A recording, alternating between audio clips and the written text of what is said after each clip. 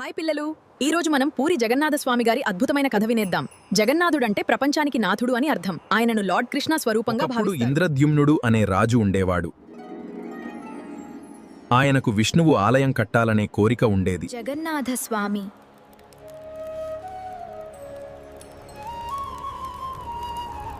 ఇది దేవతల ఆశీర్వాదం పొందిన కలప.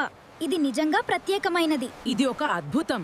దేవుడి ఆశీర్వాదాలు మన మీద ఉన్నాయి. వృద్ధ శిల్పి వచ్చి విగ్రహాలు తయారు చేస్తానన్నాడు.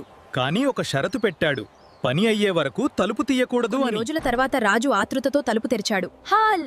అప్పుడు విగ్రహాలు పూర్తిగా తయారు కాలేదు, కానీ ఆ రూపంలోనే దివ్యకాంతి ఈ కనిపించింది. సంవత్సరం రాతయాత్ర ఎంతో ఘనంగా జరుగుతుంది. జగన్నాథుడు, బాలభద్రుడు, సుభద్రమ్మ పెద్ద రథాల్లో ఊరేగుతారు. లక్షల మంది భక్తులు వచ్చి రథాలను పిల్లలు, జగన్నాథ స్వామి మనకి నేర్పేది భక్తి గొప్పది. దేవుడిని ప్రేమతో పూజించాలి, అందరినీ సమానంగా చూడాలి. జై జగన్! అద్భుతమైన కథల కోసం ఎపిక్ కార్టూన్స్ 1909 ని సబ్స్క్రైబ్ చేసుకోండి. కాకా!